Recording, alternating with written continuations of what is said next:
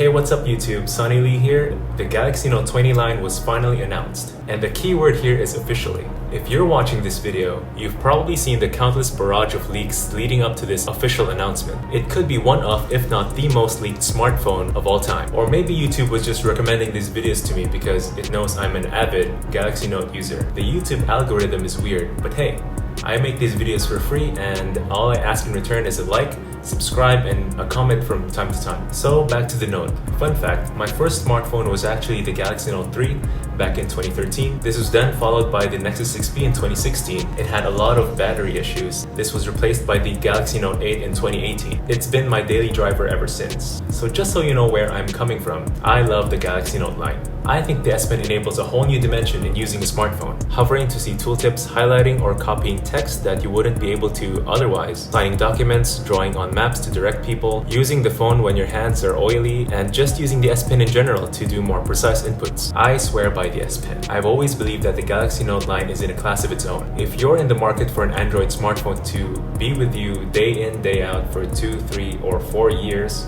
I think it really should be a Galaxy Note. So let's get to that announcement. They talk a lot about how they are tackling the pandemic by empowering people to move to the next normal with these new products. These products are the Galaxy Note 20 Ultra, Note 20, Tab S7, Tab S7 Plus, Watch 3, and Z Fold 2. In this video, I'll be talking about the Galaxy Note 20 Ultra and the Galaxy Note 20. Let's get to it.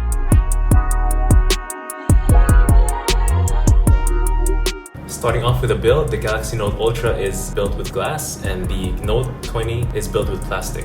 They look the same, but they should feel different. Up next is the S Pen. So we've got new S Pen latency and S Pen location. They moved the S Pen to the left side. I'm not sure why they did this. I'm pretty sure there are more right-handed people in the world than left. 90% in fact. I don't think they should have moved it to the left side. Up next is latency. The Note 20 Ultra now comes with 9 millisecond latency for S Pen input. Now it should feel like you're actually writing on the glass.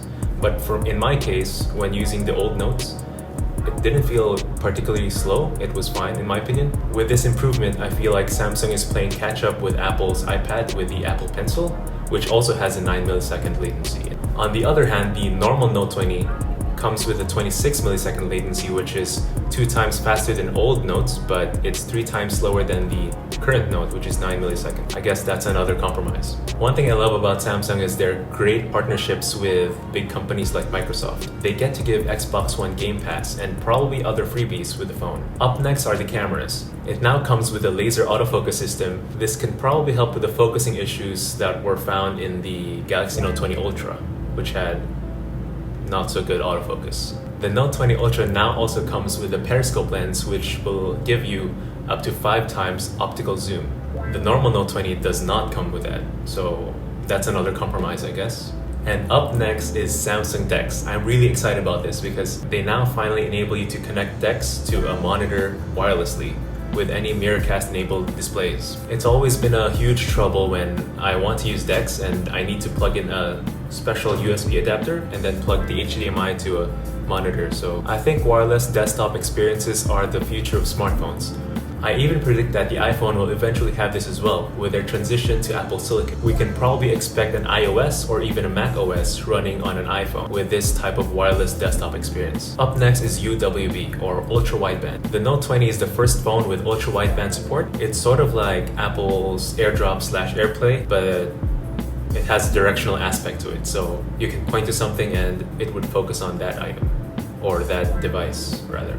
Up next is the software support. 3 years of software support is crazy for Android phones. Normally, Android phones only get 2 years of software support, with the exception of the Pixel phones and I guess now the Samsung flagships. Up next are the screens. As usual, Samsung screens are the best. However, it won't let you have 1440p at 120Hz. I think this should be okay as it will prevent the battery from draining too fast, resulting in less charge cycles, which degrading the battery life overall much faster. I guess this is a preventive measure implemented by Samsung. However, it means that users will have to choose between 1440p at 60Hz or 1080p at 120Hz. I guess that's another compromise. And in addition to that, the normal Note 20 only comes with 60Hz. At that price point, I don't know. I think that's a huge compromise at this point. Pre-orders start on August 6th. That's today at the time of recording this video. From Samsung Philippines, we only have the 256GB model available, and the prices for the Note 20 Ultra and the Note 20 are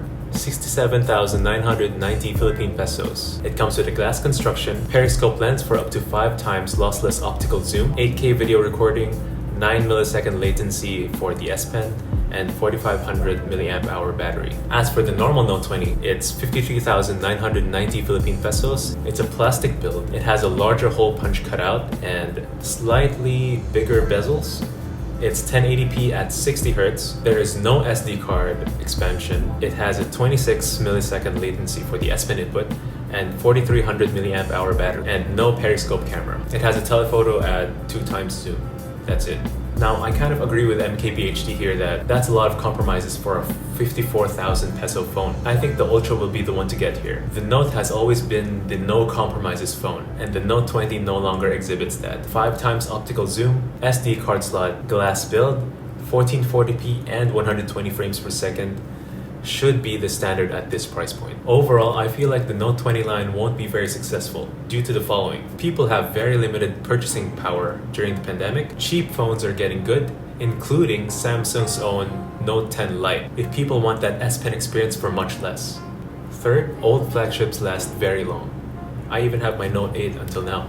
For the fourth and last reason, Samsung didn't really introduce anything groundbreaking to the Note 20 to really differentiate it from the rest of the competition. And so there you have it. Those are my thoughts on the Galaxy Note 20 and the Note 20 Ultra. Again, the Note 20 really was about the no compromises phone. That was usually the line to look at if you want the no compromises smartphone of the year. However, I think that's changed because clearly the Galaxy Note 20 is just plagued with a lot of compromises, which are probably not worth that high price tag. So there you have it. If you think that the Galaxy Note 20 Ultra or the Note 20 is for you, go right ahead and buy it. It's available for pre-order right now. I have it linked down below. Also, if you're gonna pre-order the Galaxy Note 20 in the Philippines, the freebies are just the Galaxy Buds Live in the bronze color. So regardless of what variant of the Galaxy Note 20 or Note 20 Ultra you get the bronze Galaxy Note Live. So probably the bronze is the way to go if you want the colors to match. But yeah, just something else you want to take note of. And so there you have it. Those are my thoughts on the Galaxy Note 20 Ultra and the Note 20. If you like this video, please like the video, subscribe for more videos like this. I'll be covering the other products covered in the Unpacked event in my next video. And maybe comment down below what you like about the Galaxy Note 20, and maybe if I'm wrong or if you have something else to add to the conversation. And as always, I'll see you guys in that next video. Thanks for watching.